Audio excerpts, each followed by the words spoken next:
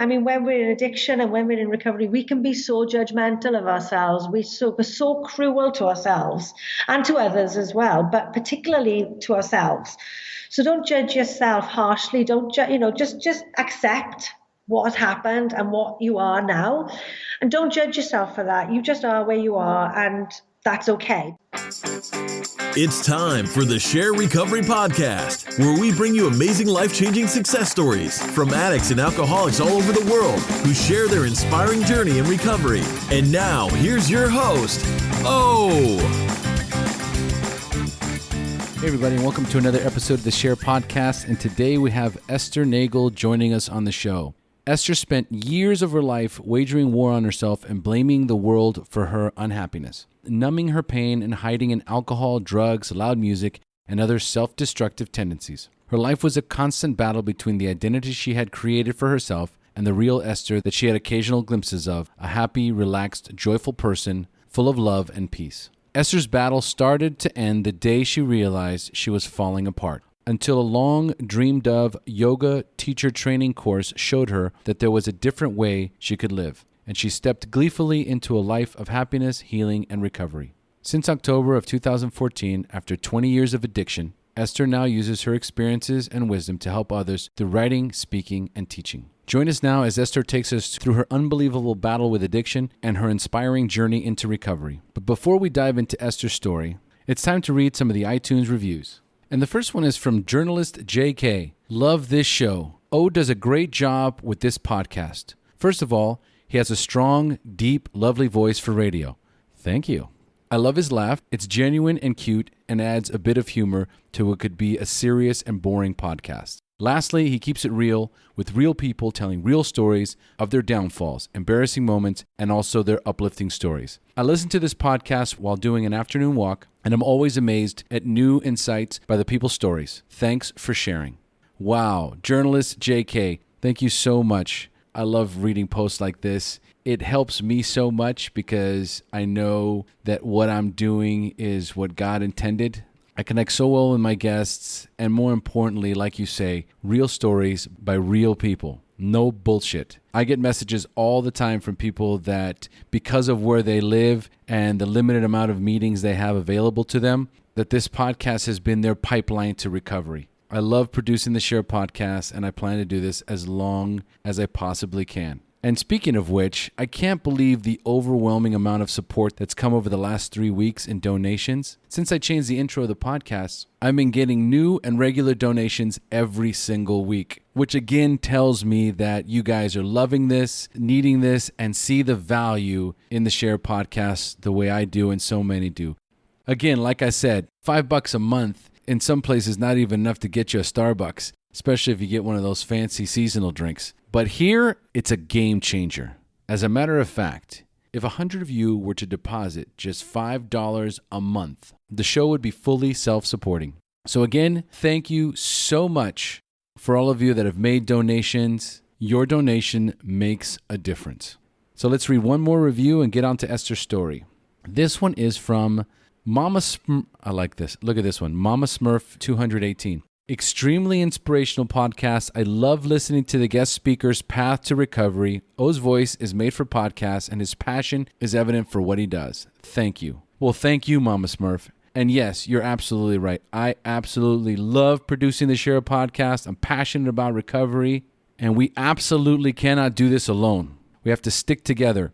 So now let's dive into Esther's story. But first, if you would like to know the best way to show your support for the SHAIR Podcast, here are a few ways you can help. First, go to www.theshairpodcast.com, and there you can sign up for our free newsletter, which will let you know every time a new episode of the SHAIR Podcast comes out. You can leave us a 5-star rating and review on iTunes or Stitcher Radio. If you would like to know other places that you can listen to the SHAIR Podcast, you can listen to us on iTunes, SoundCloud, Stitcher Radio, iHeartRadio, and YouTube. If you would like to donate to the SHAIR Podcast, you can do so via PayPal, or you can support us on Patreon.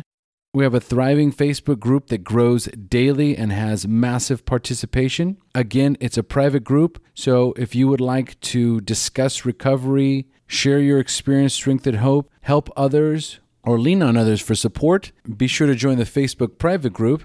And all of this information can be found on the website. So go to the website, and there you will find all the information that you need to help support the show. So now a quick message from our sponsors, and on to the show.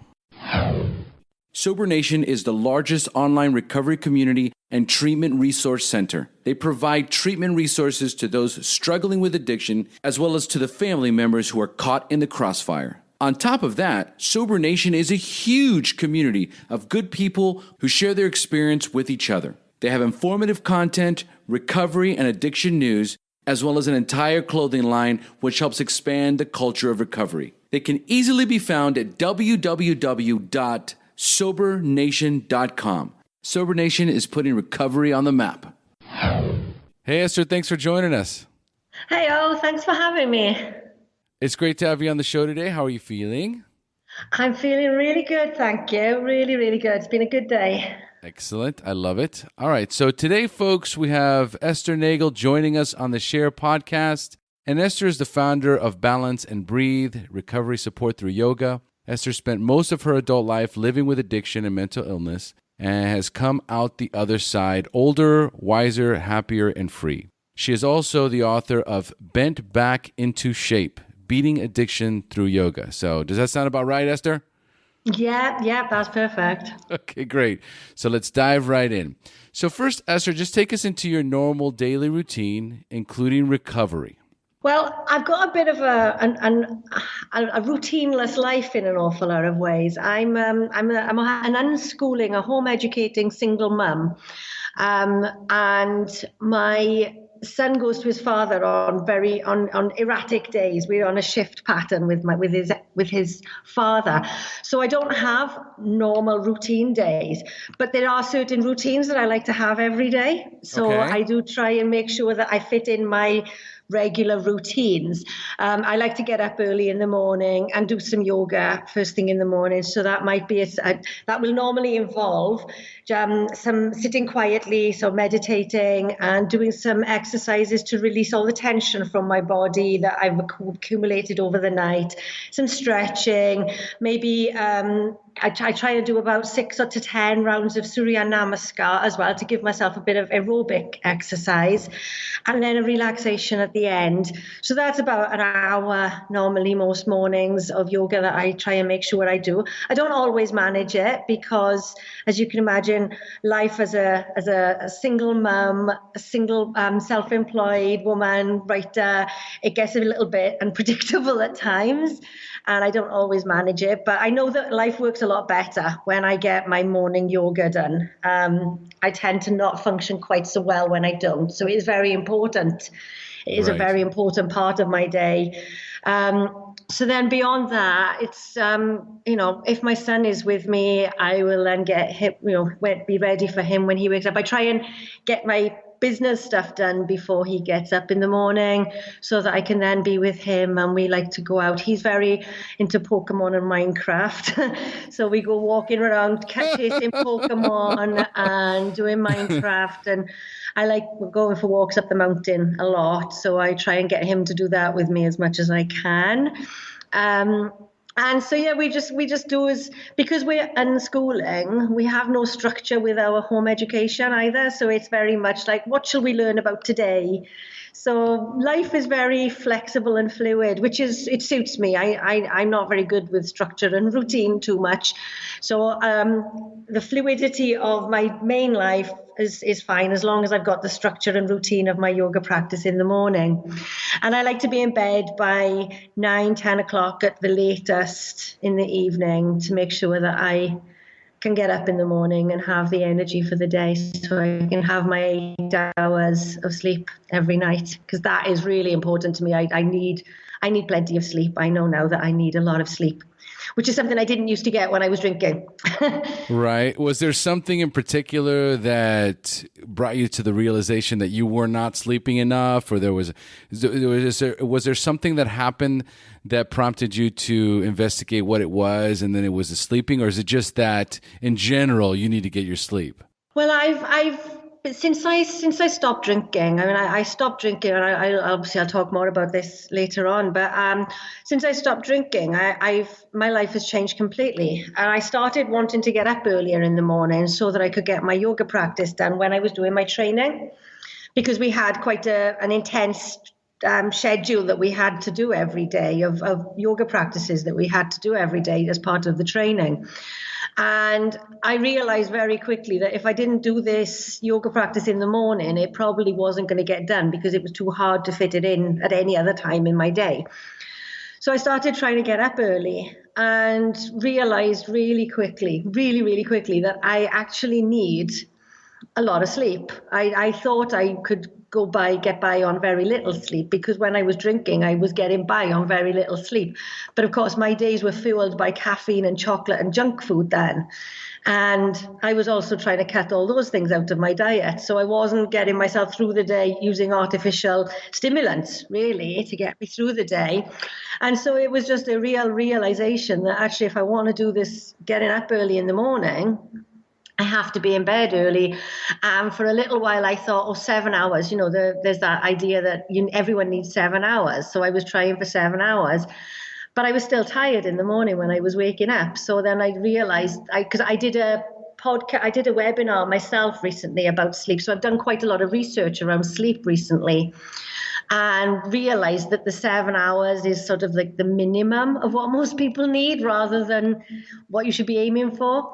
And so I started trying then with 8 hours, and I've realized that 8 hours is more my number. So I need to try and get 8 hours sleep every night. So it's been a combination of experimenting now and just the drastic lifestyle change that I went through as part of my recovery and teacher training.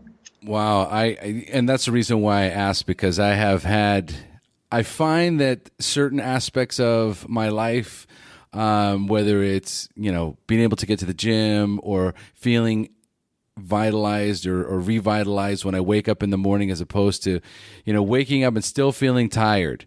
Right. And so I'm usually up late. Right. That's just my thing. I like to be up late watching miniseries and things of that nature.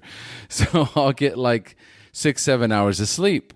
And, my wife's constantly telling me, you got to get more sleep. You got to get more sleep. So when you said that, it was like, let me ask. Yeah. So there is something to that. Yeah. Oh, absolutely. Yeah. I mean, it does vary hugely. And if you're not getting enough sleep, then everything else, the knock-on effects of not getting enough sleep on your short-term health and on your long-term health are really quite serious. It is a big factor in our health and well-being. Sleep is really important to us.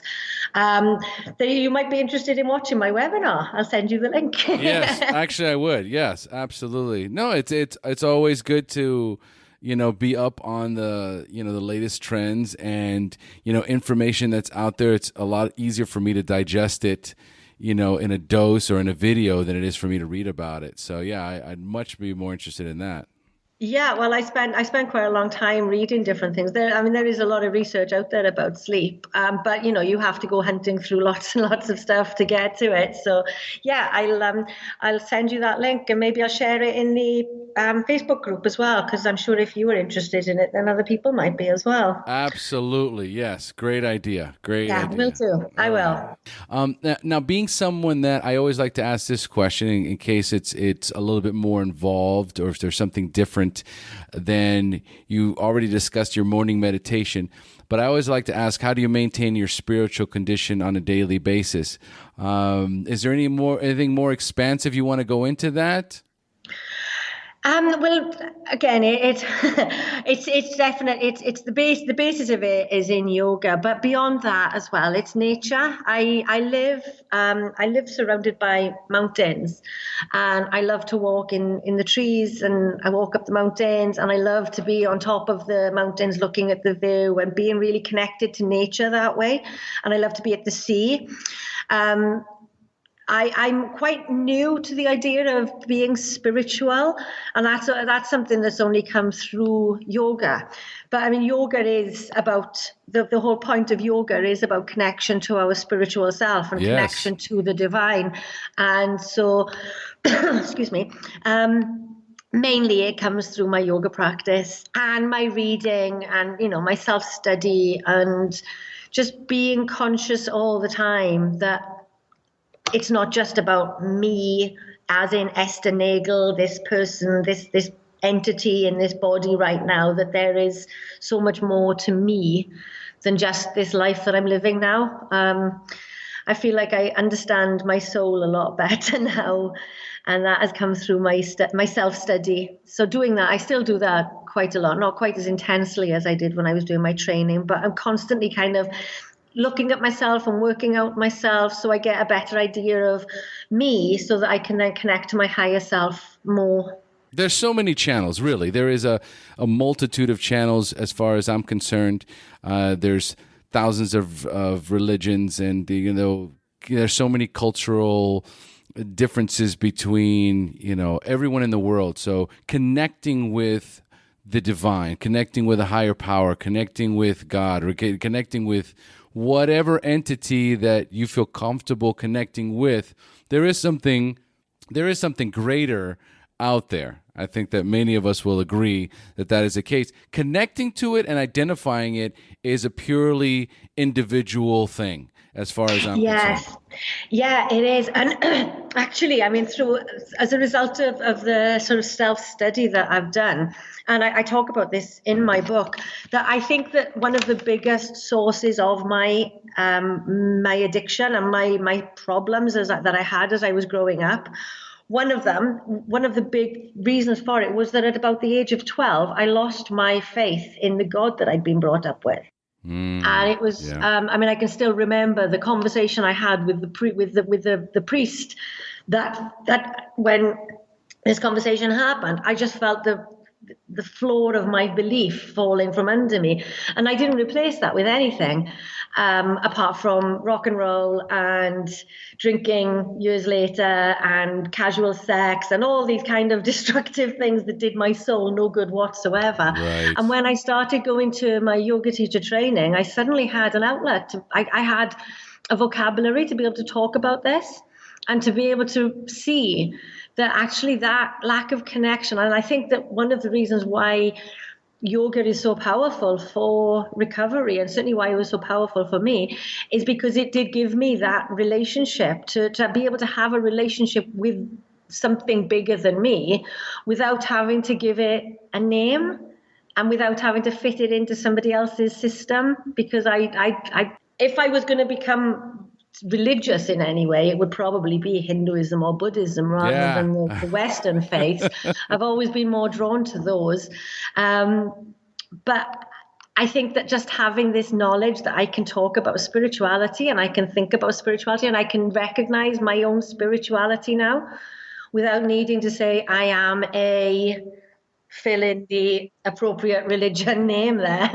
I could not agree with you more. Yes, there's religious stigma and there is the dogmatic approach to it that, people crave identification where there is no need to. You don't need to identify with any religion to be spiritual, to connect with a higher power. So this is where I was going with that one. There's a great quote I saw. I had it, I printed out a picture of it, and I had it on my bedroom wall for a while. It says, religion is agreement between a group of people about what God is, whereas spirituality is a one-on-one relationship with God. And I thought that was beautiful, that, like you said, it doesn't matter what religion you follow or if you follow a religion at all. It's about that relationship with whatever you perceive your higher power to be. And for me, it's about what is in me, and it's about connecting with my inner wisdom, and it's about being in nature and seeing the beauty of creation. Everything that humans can create and everything that nature creates is all so amazing. Yes. That can humble me and make me absolutely lose my power of speech, because there is so much beauty in the world, and that is spirituality. Well, we could spend a whole lot of time talking about that. Yes. I think we covered it, but so let's get back into the drinking and drugging. So now you're about to celebrate some clean time. So what is your clean date and how much time do you have? So it's been nearly 2 years. I'm 3 days away from my 2-year anniversary, or my soberversary, as I find myself writing it all the time. So it was October the 12th, 2014, that I woke up with my last ever hangover. Oh, man, that's fantastic. So we're looking at 10, 11. So the 13th, right? Yeah, it's Wednesday. Okay, that's fantastic. So early congratulations. Thank you. By the time people listen to this interview, you'll be about 2 years and 2 months. That's usually the timeline. Okay, so I think you're all warmed up here. So I want you to tell us your story, Esther. The battle you had against drugs and alcohol, the wreckage it caused in your life, when you hit rock bottom, and then finally your journey into recovery up until today, where we'll discuss more about your book that you wrote and your website. Okay.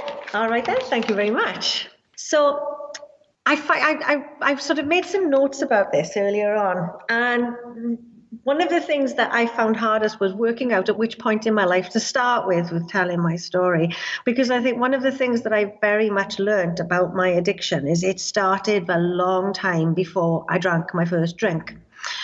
I've done a lot of self-study over the last couple of years, as I've already mentioned, as a result of my yoga practice, looking at myself really quite in depth and trying to work out where certain patterns of behavior started.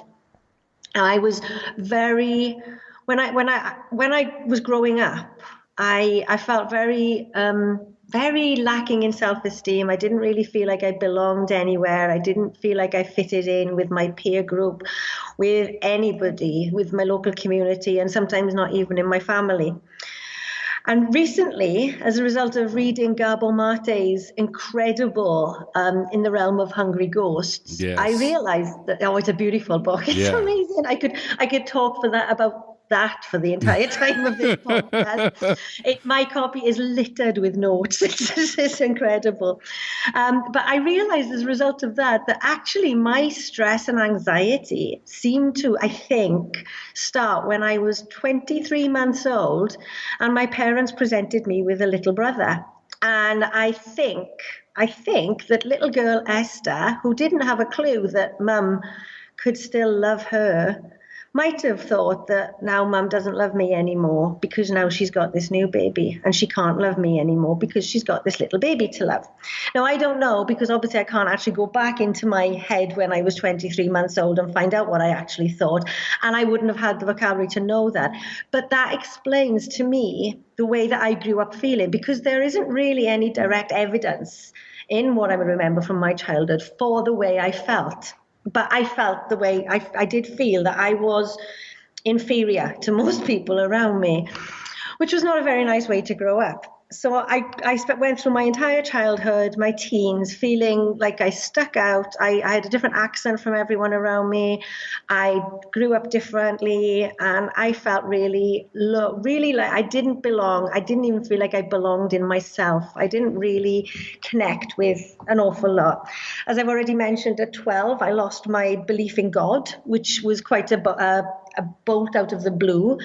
And I couldn't talk about that with my parents. I think my mum learned about that when she read about it in my book a few months ago. So I didn't really feel like I could talk about any of these issues because I didn't even realize that they were issues. Right. And that, I think, that's a pattern that has followed me through the rest of my life, that having lots of problems, not really recognizing that they're problems because it just feels normal. That's just the way it's always been. So I didn't know there was anything I needed to talk about. And when I was about 18, I developed bulimia. And this bulimia was, I was stealing laxatives from, and actually Penny, was it Penny? Somebody on your podcast, I think it might have been Penny. It was definitely Penny. It was definitely Penny, yes. She got arrested for stealing laxatives, didn't she? And I identified with her so much because I used to do it because I knew, and probably for the same reason that she did it, I knew that what I was doing was wrong. I knew that I Right. shouldn't be needing a new packet of laxatives every 2 days. I knew that it was wrong, but I couldn't stop myself doing it. And when this bulimia was identified by my family, I wasn't really treated. I was just it was kind of bullied out of me. It was just pushed out of me, and I was basically told I had to start eating again, which I Right. did. But then it wasn't very long after that I discovered the amazing anesthetizing power of alcohol. So I think that what I did there was shift from one self-destructive addiction to another, and another that was actually more socially acceptable, because the drinking culture in the UK particularly is very strong. You know, drinking is perfectly acceptable. Getting very drunk is perfectly acceptable in the social circles that I was in. I met at around about the same time, I met a group of people who were all around my age. They'd gone to a different school than me. They didn't know me until we met in a pub one night. And they were all also kind of misfits. They were all slightly on the edge of society, like I felt. And as soon as I met these people, I felt like I was with friends. I felt like I'd found my tribe. I felt like I belonged. At last, I'd found some group of people that I could really be me with. And they were wonderful people. I had really good times with them. And where this started a slippery slope for me was drinking and taking drugs recreationally were completely normal in this group. You know, we did on a regular basis. We would all go out, get completely wasted, take a load of drugs, drink a load of booze. And that was how we had fun together. And it started, I then began to associate, whereas I realized when I first drank at age 16, I knew it made me feel a bit more happy and a bit confident. But at 19, I discovered that it actually gave me a tribe. It gave me my community. Yeah, of course. And yeah, that was very powerful especially when you're a 19-year-old with no self-esteem and doesn't really like herself and doesn't feel like she's got any friends. That's very powerful. At the age of 20, my life started to fall apart. I made a really spectacularly terrible decision, which kind of ripped a hole in my life. And I was left feeling, I hated myself completely. I was convinced that the rest of the world hated me. I don't want to go into detail because it is somebody else's life story, not just mine. So I don't want to go into details about it. But it was a horrible thing that I did. I did something that I regretted for the rest of my life. But it left me with this need to escape that I hadn't had before. And because I'd already knew that drinking gave me the ability to pass out, gave me the ability to feel differently than I was, to pretend I had more positive emotions than I had, I threw myself headfirst into drinking. And I would drink to hide. I would drink to give myself the ability to leave my house, to be able to speak to other people, because I was so sure that the rest of the world felt as bad about me as I did, that I thought that nobody would like me. And I needed the alcohol to get through most evenings. And that carried on just getting worse. There was a real downward spiral in my behavior, my dependence on alcohol. I was taking a lot of speed, a lot of acid. I was smoking weed pretty much every day, hanging around with people whose drinking and drug use was worse than mine. So I could justify my behavior all the time, and I could always find somebody that would get wasted with me as well. So I never needed to drink or smoke on my own, because I could always persuade somebody else to come along and join me. And there were very often people doing the same to me. I think I was living in a bedsit at this point, and everyone in this bedsit had some kind of substance misuse issue and mental health problems, and it was an interesting place to live. Sounds like a commune. Well, it was a commune, but without the spiritual dimensions to it. It was kind of like it was a bit of a hellhole, really. A couple of years later, I moved out of that place, and I went to a much nicer place where I met the father of my middle son, and after my son was born, we split up and I went to university. So I moved 40 miles away from my family and friends, and I was doing a degree to be a primary school teacher. And when I got to a university 40 miles away from anyone I knew, I suddenly felt really lonely. And I hadn't felt lonely for lack of company before. I'd been lonely because of the horrible void in my head, but I'd not felt lonely for lack of company. And by this point, I had friends. I'd had a good social life and good social support network. And now I was completely alone. So this was when my solo drinking started. And I actually remember quite clearly the first time I did it. I went to the shop to buy some food and I saw some bottles of wine for sale. And I thought, oh, I know what I'll do. I can't drink with my friends, but if I buy a bottle of wine and drink it, it'll be as if they're with me. And I remember thinking that, and I think I might have, this was back in the very early days of mobile phones, and one of them had a phone, and I'm pretty sure I sent her a text at some point that night to tell her that was what I was doing, which, I didn't really, it's only recently that has come back to me, and I think, oh my God, how can I have thought that was the same as having my friends in the same group with me? I was sitting there talking to myself, basically, pretending I have friends. And so for 4 years then I was quite lonely most of the time. I was doing a degree. It was ridiculous. I convinced myself that I couldn't actually write an essay unless I was stoned. And because I tried it once and I couldn't write, but I kept telling myself that I wasn't going to be able to do it. So of course I couldn't do it. So I managed to get a good degree while being drunk and stoned most nights. So I often wonder what I could have achieved if I'd managed to stay straight. But, that's a pointless conversation to have with yourself, isn't it?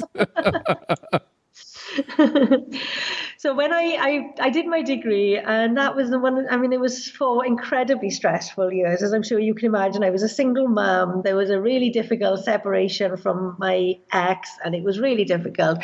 And at the end of it, I was really stressed. So I returned home to where I'd been when I met the first group of friends, and I returned home and most of them were still there. So I returned home to an existing social circle where getting drunk, getting stoned, taking drugs was completely accepted and actually encouraged as well. And I really bonded with quite a few of them, but one in particular I fell completely in love with. And after a couple of years of friendship, he was a real heavy drinker, and we used to drink together, and that was it. We'd go to gigs together. We'd have adventures together, but there was always drink. There was always drink. And I thought I was completely in love with him, but I can see now with hindsight that that was an addiction. He was definitely an addiction for me. It wasn't love. It was an addiction. And it took me a long time to realize that. I still like him. We're still friends, but I can see now that it was another addictive behavior in me, which has been quite an interesting journey of discovery. While I was friends with him, and now I'm a big music fan, and I was going to a lot of rock gigs, an awful lot of gigs, and meeting lots of people who were living a very rock and roll lifestyle. So again, I was making sure that my social circle always had alcohol at its core. Mm-hmm. Whatever I did, apart from when I went walking up mountains or went to yoga classes, everything I did always had alcohol and mostly other drugs as well. And, it was drinking until dawn kind of drinking with a lot of them. It was real hardcore. And I was convinced that this was all completely acceptable, because when you surround yourself with it, that is all you see. So it seems okay, doesn't it? With my this relationship, this friendship that I had with this man, that it was completely unrequited love. We were really good friends, but he never wanted to be with me. And when I realized that was never going to happen, I started to pull away a little bit and started going to a local pub instead, where I met the father of my youngest child. We got together, and very shortly, we got together by getting very drunk together. He was the manager of the bar, and I very quickly got myself a job there so I could be there. And, you know, all these ridiculous situations I set up just to make sure I could drink more. Wow. And I ended up getting pregnant very quickly after our relationship started. And after my son was born, the relationship got really weird. And after about a year, I started to realize that actually I was in a fairly abusive relationship, that I was being squashed and crushed, and my self-esteem was being whittled down even more than it had previously been. I was becoming incredibly depressed. I mean, I'd always been quite depressed anyway, but it was getting worse and worse. And my behavior was becoming more and more erratic. And I started to suspect, but not want to talk about, the fact that I may have bipolar disorder or something along those lines. My ex, as he is now, would use that and my drinking as threats and reasons why I shouldn't be a mother. And it was very, very cruel. When we split up, things got very nasty with us. And coming now to my sort of breaking point, really. So that relationship ended very, very acrimoniously. He refused to leave. He was still living with me for nearly a year after we split up. And it was horrendous. And I was drinking every night because I just couldn't bear what my life had become at this point. That was basically the only thing that was keeping me sane, so I thought. Whereas obviously it was exacerbating every single problem I had, when my mental health problems, my relationship with him, everything was becoming worse as a result of my drinking. But it was the only way I'd ever known to cope with difficulties. Right. I had never developed any other coping mechanisms. So when things go bad, I got drunk, and that was all I knew. But when he left our home, and for a little while things calmed down a little bit. We had a very difficult, tense thing going on with contact with our son, and I got a new job which I loved, and I was quite happy. I managed to give up smoking for a while, not drinking, but I managed to give up smoking. And at the end of 2012, I was really happy. I was in a new relationship. I was with somebody that I'd been with in the past and who was one of my best friends, and I love him dearly. I was in a new job that I loved. Things were calming down with my ex, and everything was quite calming down at home, and everything seemed to be going well. And then I went back to work after Christmas. So at the beginning of 2013, I went back to work, and we were told that there had been some fraudulent activity uncovered within the organization, and that threw the organization into complete chaos. And so the job and the atmosphere in the office changed. My job was incredibly insecure all of a sudden, and there was an awful lot of tension there. People were really unhappy. I started smoking again. Right. And my drinking then started to increase again because I was really stressed. I was frantically job hunting again, where I thought I was in a secure job for 3 years. And so that started to raise an awful lot of stress. And then, so 2013 was basically the year that life hammered me into submission. So while that was going on, we discovered that a very close family member had been hiding an addiction of his own since he was about 15. So for about 14 years, he'd been hiding this drinking problem. And we found out when he started trying to kill himself and going into complete meltdown. I mean, he's absolutely fine now. I mean, with hindsight, it was all a bit of I think he'd hit his rock bottom and he didn't know what to do to tell anybody. So he took the cry for help route to get help. But that was all very traumatic for me and my family, and for me in particular, because of course it shone a bright light onto me, and it held up a really, really big mirror to me, because I could suddenly see my own behavior. Right. I wasn't the one making the suicide attempts, but I kind of started to wonder why. I'd never tried, how come this is not me? Why is this not me? This should be me. I've been doing this for 20 years. Why is this not me? So it really started to force me to confront the fact that I had the same problem. Although I wasn't ready to talk about it. So I was trying to be supportive to my family and trying to deal with this. And while I was trying to deal with this, my mother told us that she'd been diagnosed with rectal cancer. Oh my God. Yes. Jesus. So Initially, I thought that, and what we thought was that if it turned out to be that, then she wasn't going to have very long to live. So, this just floored me completely, because me and my mum are really good friends. And the thought of her suddenly dying on me was it just absolutely knocked me sideways. She's fine again now. She wasn't as ill as we feared, and she's recovered perfectly. I think she's actually got younger since then. Wow. She's far healthier and better than she was before. Miracle. Well, yes, and I think a power of the positive thinking, because she kind of decided, no, I'm not going to let this beat me, and she recovered. So, and she recovered really well as well, really quickly. So that was really good. But that was for about 6 to 8 months while she was having treatment and everything. And there was a big weight on our mind as a family. And so that was going on. And I changed jobs as well and went into a job that was I would have loved it a year earlier, but I wasn't emotionally strong enough to deal with a very demanding job in a new organization that wasn't as close-knit and supportive as I was used to. So at a time when I really needed support around me, I didn't have it.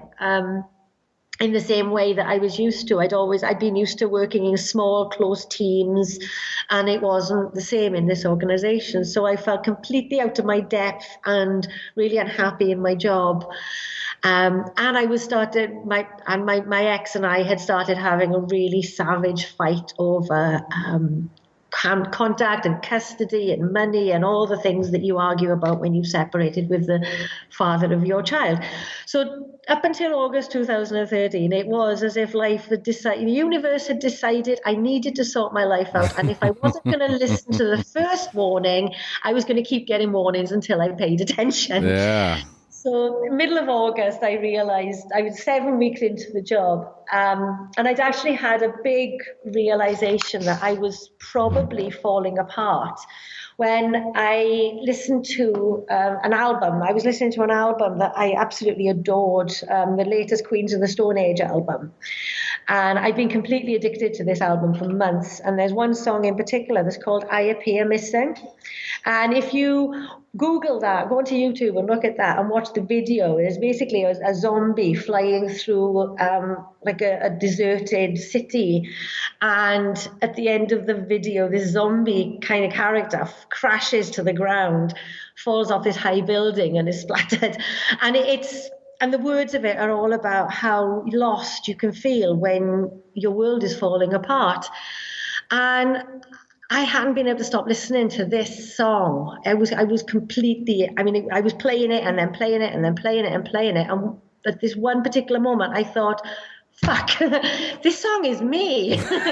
And it was something like, oh my God, no wonder this song has got so under my skin, because it's basically telling me where I am in my life. That was exactly that line, I appear missing. That is exactly how I felt. I felt like I'd gone somewhere and I didn't really know where, and I hadn't realized until I sort of felt like I was outside of myself quite a lot.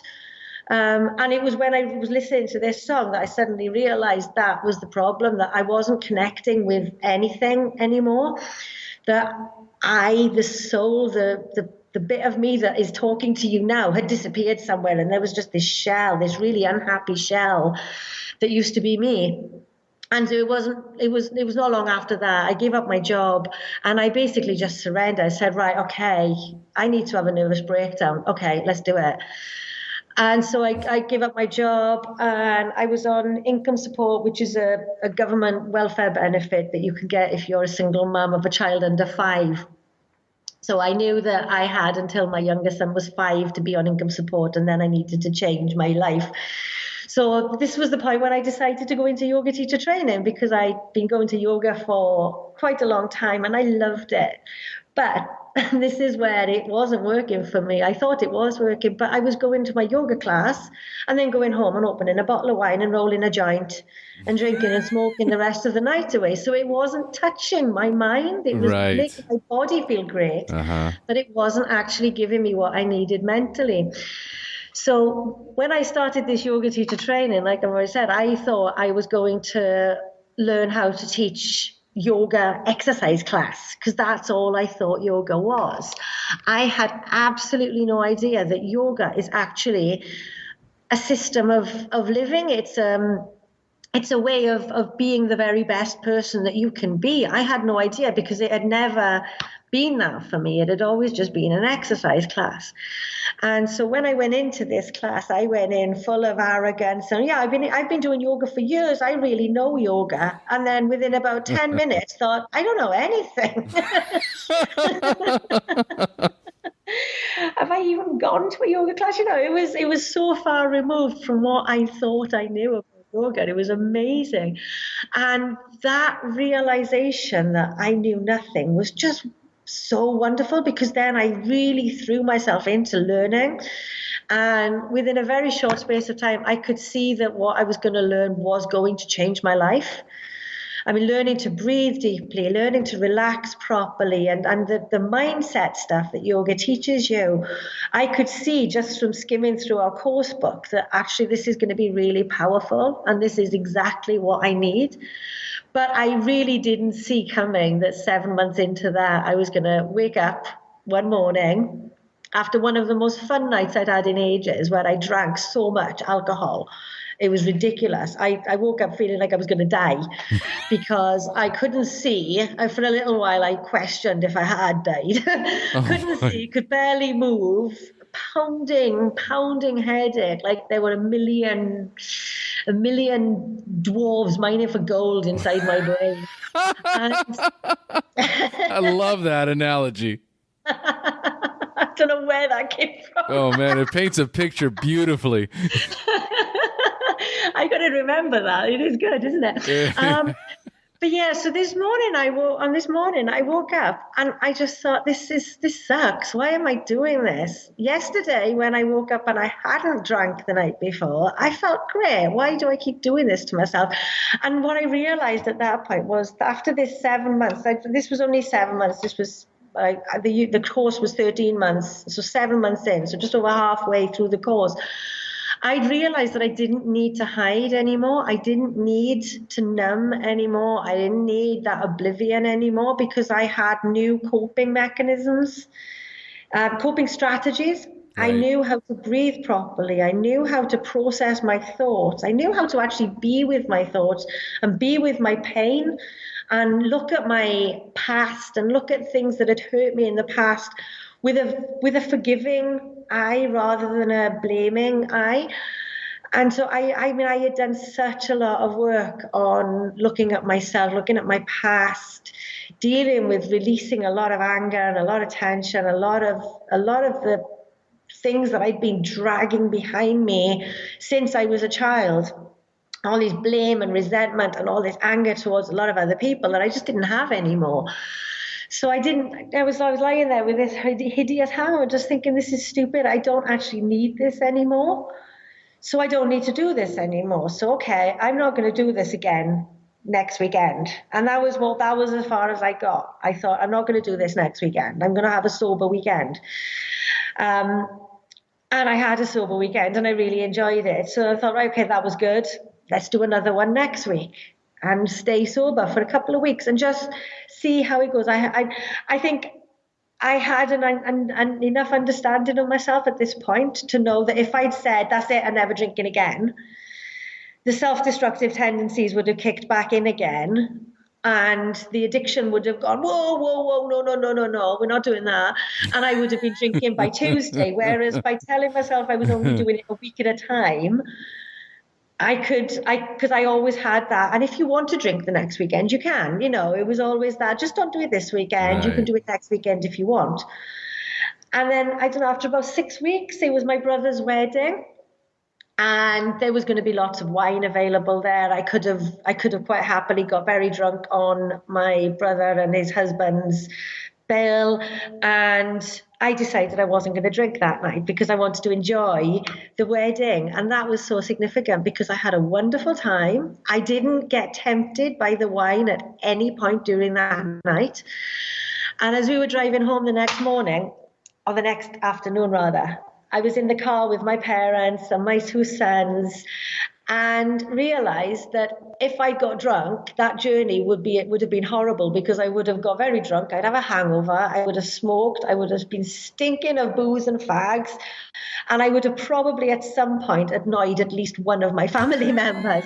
And as it was, I didn't have to worry about my mother being angry with me or my kids about my little one would have not been looked after properly. And I think that was the moment when I thought, that's it, I'm not doing this again. I started to actually look forward to a sober life rather than the idea of never being able to drink again, filling me with fear.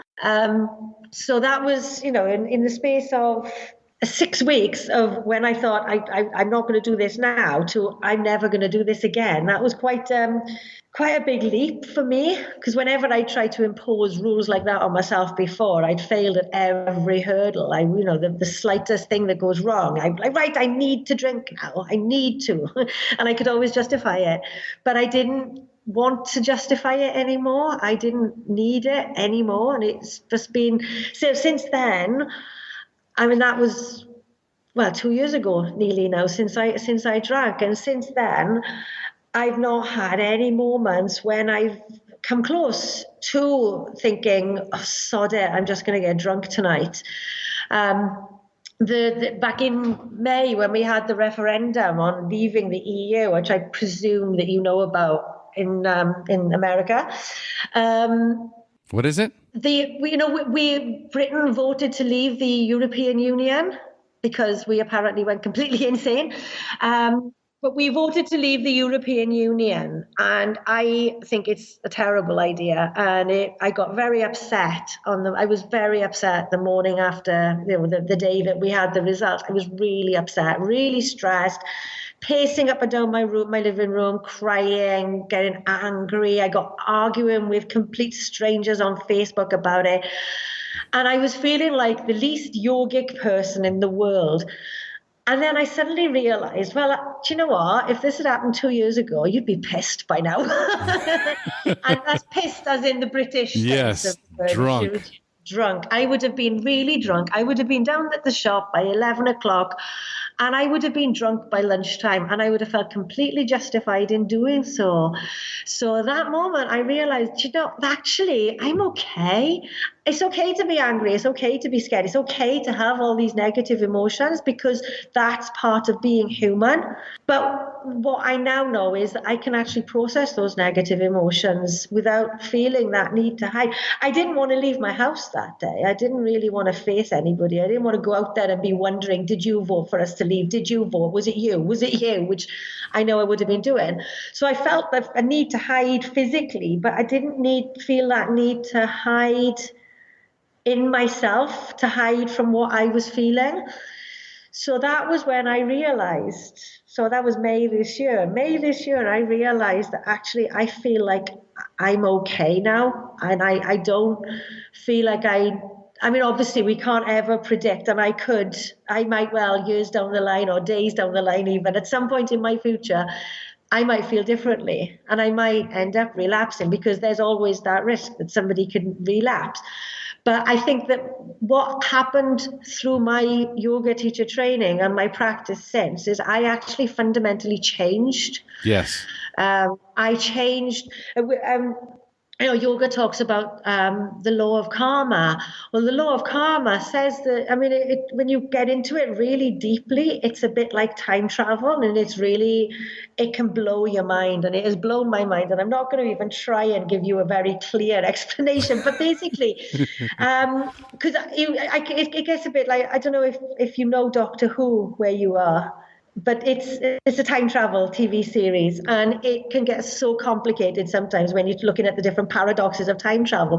And that's what it feels like trying to explain karma sometimes.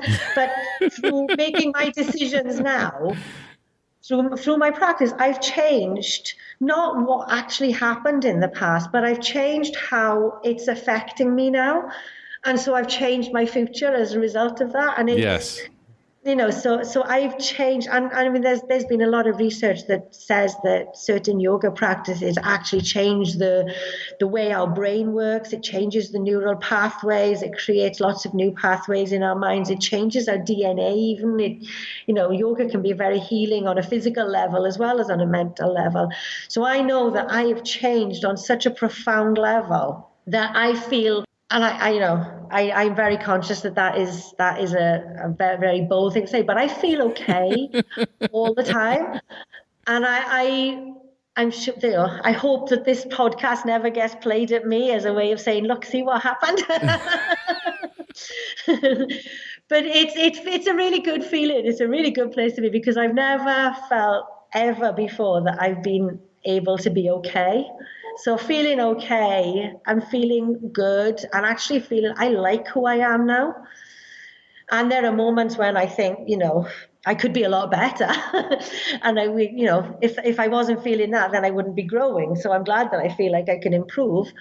But I like who I am, and I'm happy in my own company. I don't have those horrible negative thoughts that used to drive me completely crazy and send me to the nearest wine bottle.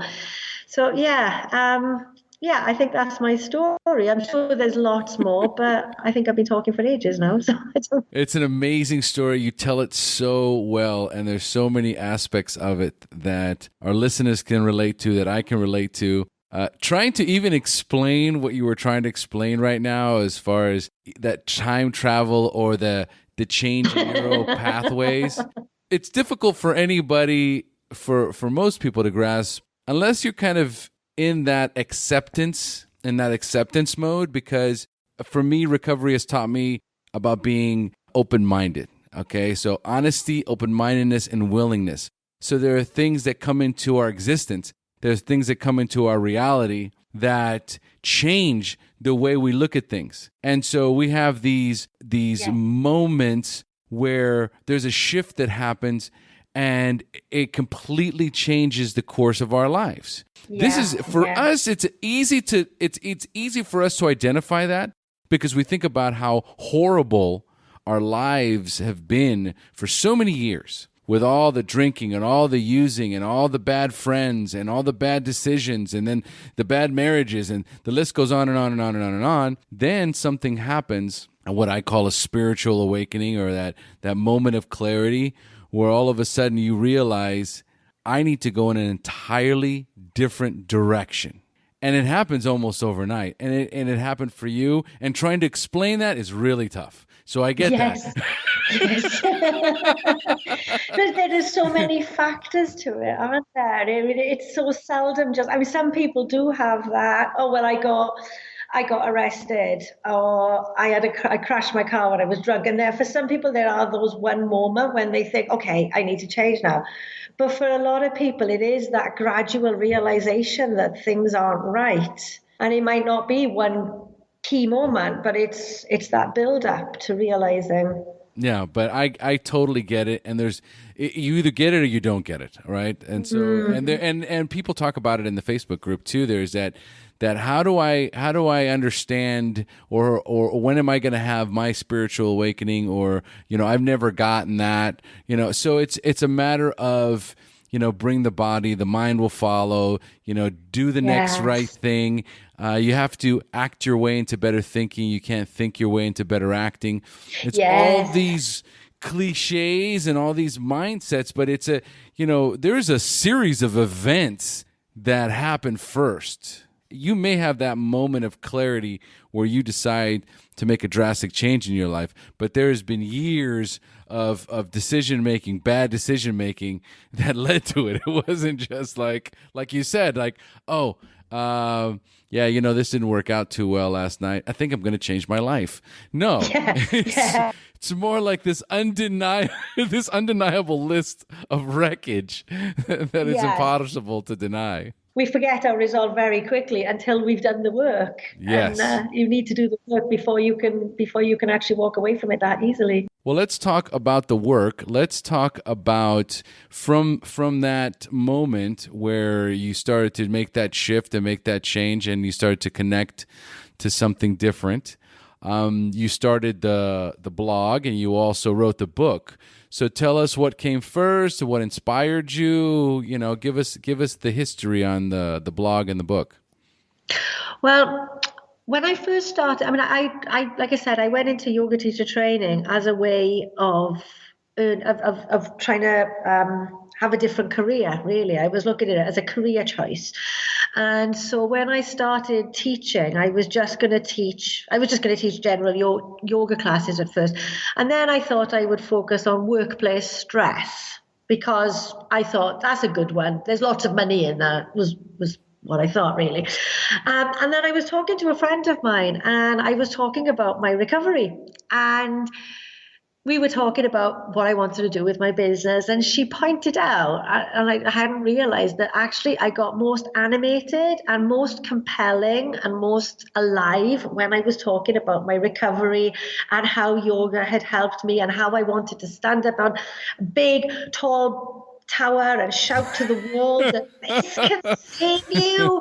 And I was, and she said, I think this is where you need to go. I think this is what your focus needs to be. And at first I just thought, no, I am not going to spend my life talking about how I used to be a bloody drunk. Amazing. And then I thought, actually, do you know what? That would be really good for me, I think, to talk about it. And in the UK, we have, there's a Mental Health Awareness Day, and there's a Twitter hashtag called Time to Talk. And so on this one day, I saw a Facebook post from the family member that I talked about earlier on, who'd had the battle with alcoholism. And he'd written a post about his recovery. And I saw that and I thought, wow, that's really brave of him. I wonder if I could be as brave as that. And I thought, I'm going to write a blog post about it. And so I did. And it took me ages to write. And it felt so good to write it. I cleared a lot of my fears around letting people know my stuff in that. And I thought, I can write about this. And it got good responses as well. And people who read, I had a bit of, oh, I really get what you're talking about there. People could relate to what I was talking about. So I started writing more. And I decided that I was going to try and work with addiction support charities in the local area to try and teach yoga there. So I started talking to them. At the same time, the idea of the book started creeping into my head because I'd wanted to write a book since I was a little girl. I've always loved books and I'd always wanted to write one. And I started thinking about the book, and I went through lots of ideas about what I wanted the book to be. I went to a conference last year sometime about 12-step recovery programs, which I have absolutely no personal experience of because I've never been to a meeting in my life. And I'd always thought, like many people do, that it was all about God, and that as I couldn't talk to God, apart from the few times when I've shouted at him and told him all kinds of things that you wouldn't really expect somebody to tell God. I thought AA or anything like that wasn't for me. And then I went to this conference and I wrote page after page after page after page of notes because I realized the crossover between 12-step recovery and yoga, because it's all about helping you to become that better person, to live to your fullest potential, to be a good person, the self-study, the making amends, there's an awful lot of crossover there. So then I thought maybe I would write a book about that. And maybe I will one day, because I think that there's definitely something I could do with that. But I didn't find that easy to write. I struggled. I wrote quite a lot towards that, but I didn't find it easy because obviously I don't know personally anything about 12-step recovery. Right. So that didn't really happen. And a lot of what I did write during that time has made it into my new book. Then I decided that what I really wanted to do was to look at what had happened to me and what happens in the brain, with the neuroscience, the psychology of what happened, of how it worked. I became completely fascinated with neuroscience and psychology and trying to work out what had actually changed in me. And then I started researching that. I was reading scientific papers and trying to understand neuroscience and the neuroscience of addiction and lots of stuff. And then I realized that actually what I was trying to write there was a PhD. And then maybe I wasn't going to be able to do that on my own. So maybe I needed to think of something a little bit simpler. And then what actually happened that actually got me writing the book was quite amazing. It was just the most insane thing that I was invited to speak at a conference in India, the Women Economic Forum in Delhi. Wow. And yeah, it was great. It was, when I first got the email, I thought it was spam because I thought, why is somebody writing to me and asking me to go and speak? It was one of those, this is too good to be true things. Right. It must be spam. But I did finally realize that it was genuine, and I managed to crowdfund my airfare to get there, which was very exciting. And I connected with one of the women who was speaking on the same panel as me. We were speaking about addiction. And I connected with her, a lady called Pat Duckworth. And she was telling me that she'd written a book and that she was going to do a sort of mini launch of it at the conference. And I said, I wish I had my book ready to launch at the conference. And so we talked about how much I'd written and what I was writing about. Because by this point, what I decided I was going to write was just a sort of beginner's guide to yoga through the medium of my story. And that was what I was writing. And she said, well, we've got about 4 weeks. She said, you've got a few weeks. Couldn't you get it done? Oh, my God. I think I had about 18,000 words written at this point. So, I mean, it's like, yeah, all right, I can do that. Oh, wow. Bold. So I spoke to an editor friend of mine. I said, look, I've been given this challenge. Can you help me? Can you help me with the editing? If I can get it written, can you edit it for me? How long do you need? So how long have I got? And we worked out that I had a week.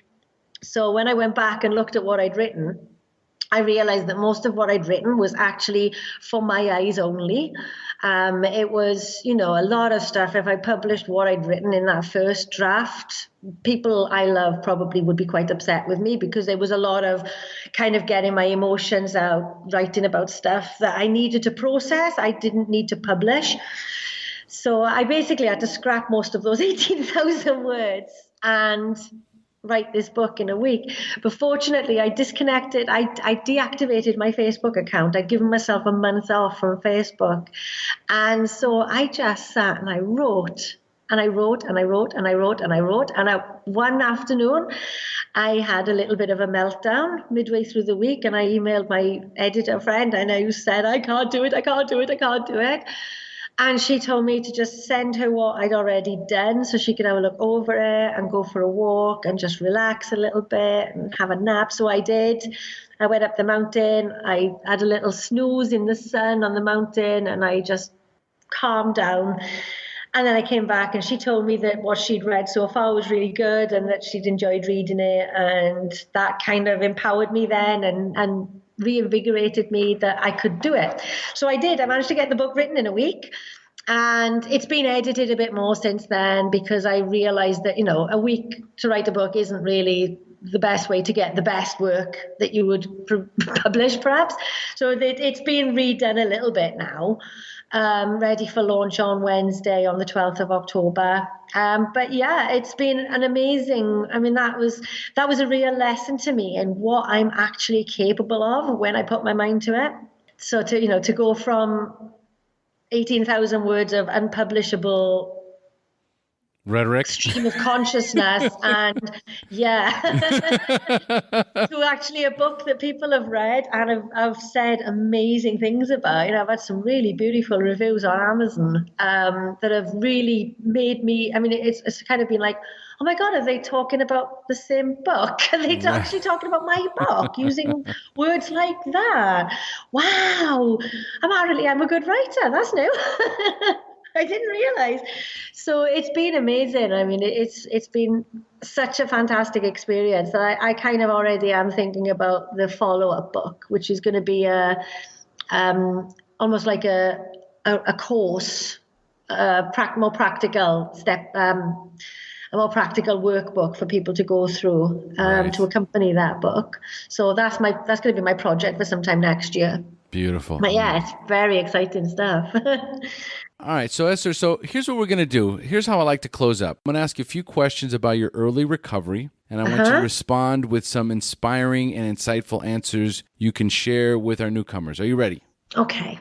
All right. So the first question is, what was keeping you from getting clean or staying clean when you first got introduced to recovery? When I first like I said, I kind of became clean accidentally, really. But before, when I'd tried in the past, I had tried before to sort of control my drinking, even though I was in complete denial that I had a drink problem, I had tried on several occasions to control it. So, on some level, I totally knew I had a drink problem. But what got me, whenever I tried to control my behavior before, I'd always just managed to completely get in my own way. And, I could always find a way to justify drinking. So if I decided in the morning, I'm not going to drink today, by lunchtime, I could have probably found a reason to be stressed, or I could have had an argument with somebody. I could have fabricated a reason. I could always create some sort of reason why I needed to have that excuse to drink. I know now that I created those situations, because now that I don't drink, they don't happen anymore. So I am pretty sure that I went looking for reasons. So maybe I wasn't actively creating them. I was certainly going looking for them. So if what I would suggest to people who are new in recovery is start doing a gratitude practice, so they're always looking for something good rather than looking for something bad. So try and, if I keep a gratitude practice. I make sure I'm grateful. I'm living in gratitude a lot more than I ever used to before. And so these situations that used to stress me out so much don't arise, because I don't notice things that previously would have really, really wound me up, like other people's driving, for example. Somebody could cut me up on a roundabout in the morning and I'd be using that as justification for getting wine in the evening. Whereas now somebody cuts me up and I just think, oh, well, you obviously need to be there more than I do. Right. So fine. Beautiful, beautiful. All right. And so tell us, at what point did you have what I call a spiritual awakening, that aha moment when you realized for the first time that you were truly powerless over drugs and alcohol, but for the first time had developed the hope that you could stay sober? That moment that I talked about with the Queens of the Stone Age song, that was my moment when I realized that I was powerless. That was quite a profound moment for me. It really was. I remember crying quite a lot after it, because I realized that I was not just powerless over alcohol. I realized that I was powerless over anything. I felt like I realized at that point that I actually had no power over anything, that there was nothing that I could do other than keep drinking at that point, because I didn't know what else to do to cope with it. The time when I realized that that gave me hope was different. They were two separate things, because for me, my higher power is my connection. Yoga talks about our own personal responsibility. And so for me, that moment when I realized, because we were talking about connection to the higher self. So but it's developing your own inner self so that you can connect to the higher self. And so I remember being in my yoga course one day, and I can't remember what had been said, but my teacher or somebody in the room had obviously said something about personal responsibility and about we have the resources that we need within us. And that is, I know that is a very different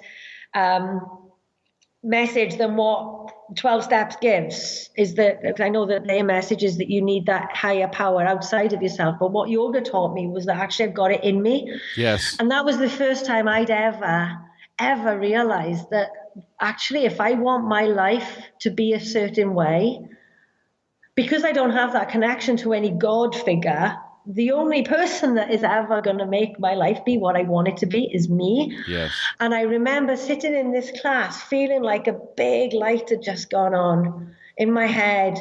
And I remember thinking, that's it, isn't it? That's it. This is all down to me.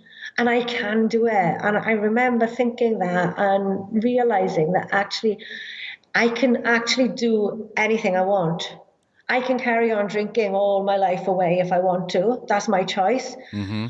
Or I can now take what I've learned and what I'm going to continue to learn and use that to make my life be what I want it to be. Beautiful. And that was an amazing moment for me. I wish I could remember what had happened before it. I wish I could remember what had been said before, because I can only remember that light bulb going on in my head.